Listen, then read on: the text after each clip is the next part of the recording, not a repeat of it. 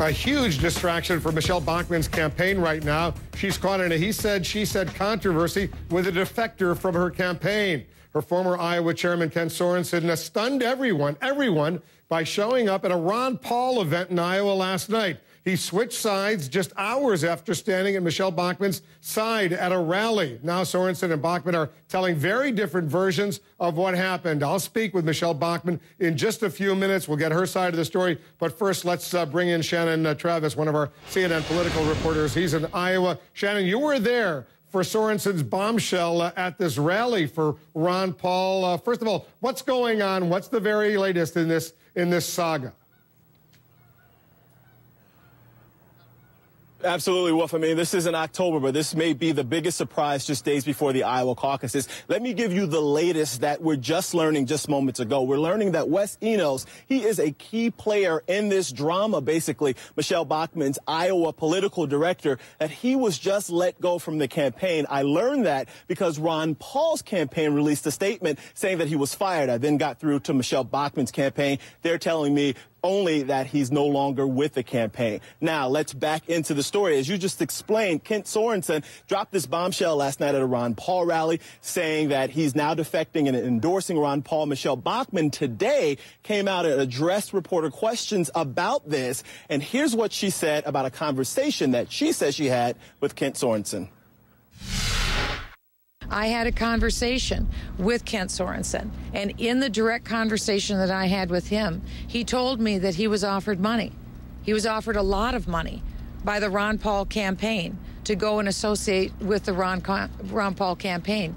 No one else knows about that conversation other than Kent Sorenson and myself, and I know what he said to me about that. To me. Okay. Now, that was Michele Bachmann from earlier today. Take a listen at what Kent Sorenson had to say about that alleged conversation. He was also on CNN earlier today. Wolf. That conversation never happened. And as much respect as I have for Michele, it just didn't happen. And I think it's unfortunate that they're resorting to these type of tactics.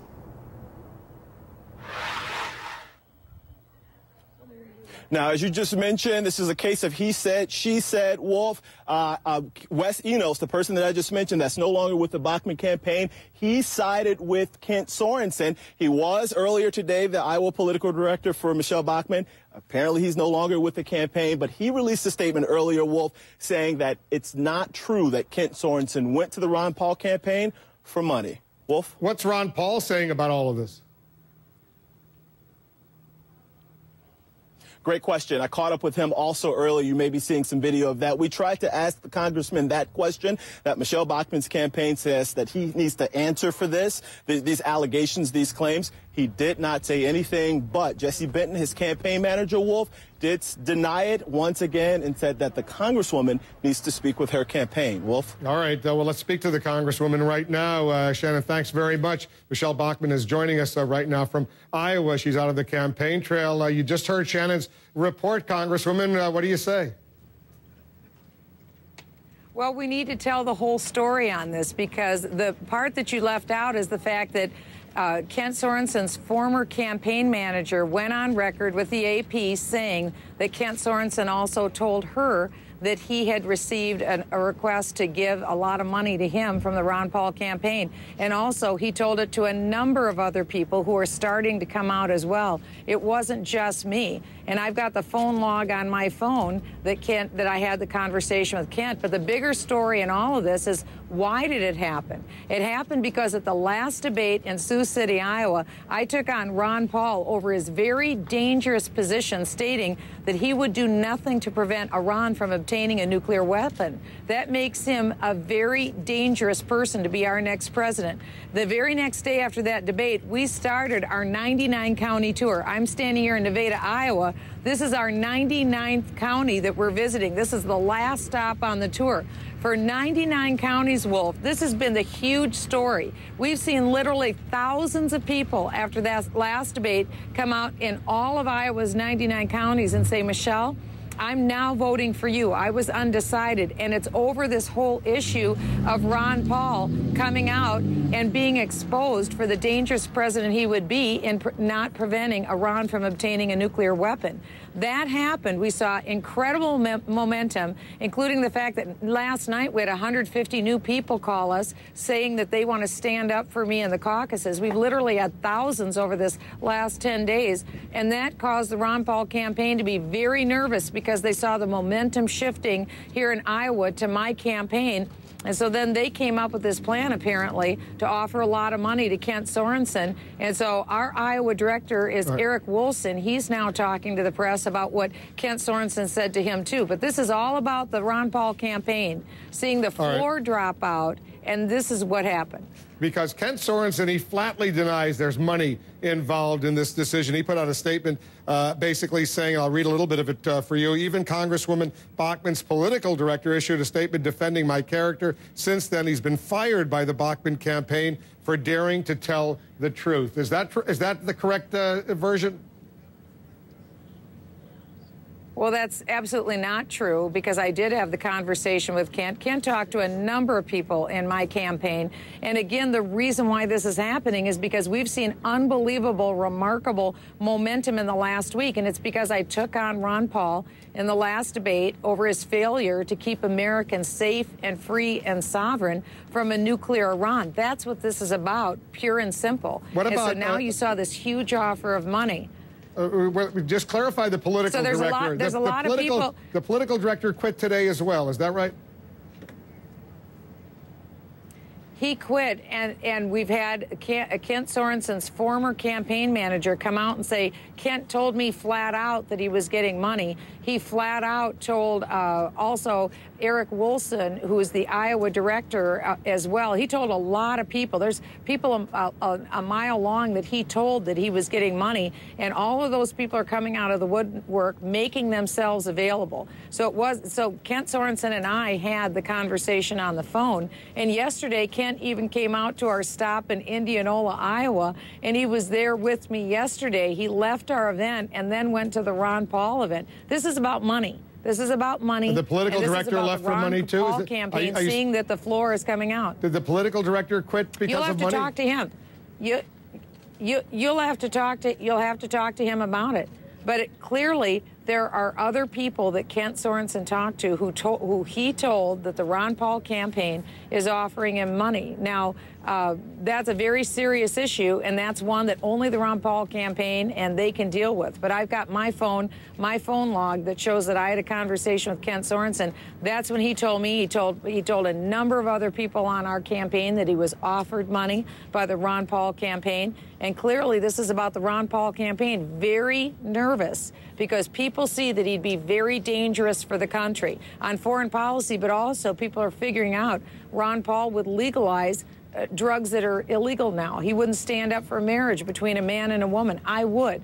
That's what this is about. People are making their decisions. About half the people in Iowa are undecided, and this overflowing number of people in recent days have been flipping, and they've been going in my column. That's why you see this controversy right now, and we would love to make available to CNN Susan Geddes, who's the former campaign manager for Kent Sorenson, Eric Wolfson, who is our Iowa director. There's a lot of people that he talked to, and even Eric Wolfson said he would go under oath and make the he would give his statement about what Kent Sorenson told him in response to the Ron Paul campaign offering a large amount of money for Kent Sorenson to defect to their campaign. We'll get our political reporter, Shannon Travis, on the story with you. We'll follow up, obviously. I want to take a quick break, but one quick question before I do, and we're going to continue this conversation on the other side. If he were to get the nomination, Ron Paul, could you vote for him?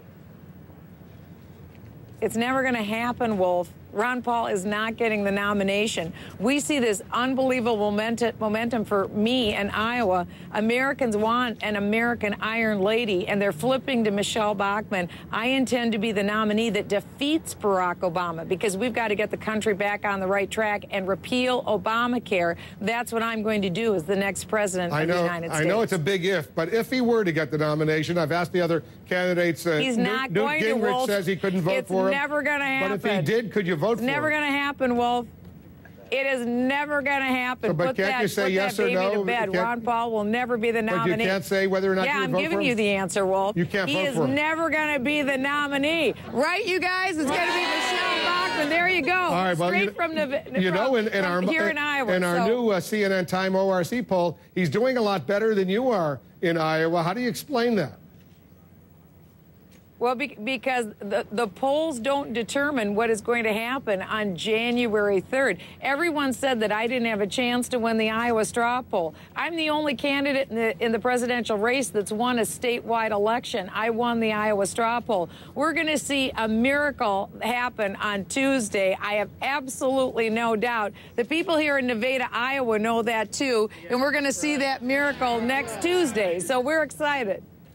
All right, stand by for a moment. I want to continue this conversation. I want to get to some substantive national security, foreign policy issues, including a new $30 billion F-15 arms sale from the U.S. to Saudi Arabia. We'll continue our conversation with Michele Bachmann, the Republican presidential candidate, in just a moment. We're back with Congresswoman Michele Bachmann. She's joining us from Nevada. Yes, it's pronounced Nevada, Iowa. Congresswoman, let's talk a few national security, foreign policy issues that are on the agenda right now. You're a member of the House Intelligence Committee. So let me pick your brain. First of all, the White House announcing today a $30 billion F-15 sale to Saudi Arabia. You okay with that? I find it a little bit concerning. We're at a very volatile time now in the Middle East, and there's a very delicate balance that needs to be maintained. It's a complicated situation. I understand in part the motivation from the President of the United States, but I also have great pause about that because I think in some respects a person could say that we're adding fuel to the fire. And again, it's a very delicate, complex situation, and I have to be a little bit circumspect about my remarks because of my position on the Intelligence Committee. Let's talk about Afghanistan for a moment. The U.S. is continuing to spend about $2 billion a week maintaining 100,000 U.S. troops in Afghanistan. The other day, Hamid Karzai's government announced that they were granting an oil drilling project potentially worth hundreds of millions of dollars, if not down the road billions of dollars, not to a U.S. company that wanted it, not to a European company that wanted it, but to China. Is that okay with you? No, of course not, because this is what we are seeing. China is becoming the hegemon in the Middle East region, and it's because they're continuing to become an economic powerhouse. We also can't forget that China has enabled a lot of the military, or a lot of the missile delivery systems to Iran that will enable them in their quest to obtain a nuclear weapon. They're working with North Korea, and it's a Russian nuclear scientist also that worked with Iran to help them gain this nuclear weapon that is impending and potentially on the horizon. This is all very serious. China has been a bad actor. They've engaged in commercial espionage against the United States. That's in open source documents. They've also engaged in military espionage against the United States. That's in open source documents. And it's concerning because they've completed, this was in the Wall Street Journal, they've completed 3,000 miles of underground tunnels that contain nuclear weapons. And they've stated in that article in the Wall Street Journal that they no longer fear the United States of America. This should give great pause to Americans. We're at a very volatile time. That's why, again, to go back to your previous question, because of the volatility that we're looking at across the world with the national security, we need to be very careful about these decisions for jet fighter sales. But would you continue to spend $2 billion a week, $100 billion a year in Afghanistan if they're doing this? There's no audio. Congresswoman, can you hear me? We lost IFB, guys. I think we just lost our connection, unfortunately. Yep. Let's see if we can reconnect. If we can't, I'll thank Michele. Can you hear me, Congresswoman? Unfortunately, we just lost our connection with Congresswoman Michele Bachmann in Nevada, Iowa. All right, so we were almost done. Anyways, let's thank her, Michele Bachmann, joining us here in the Situation Room. Also, stand by to find out why a jump in the demand for guns is being linked to the presidential campaign. Much more news coming up right here in the Situation Room.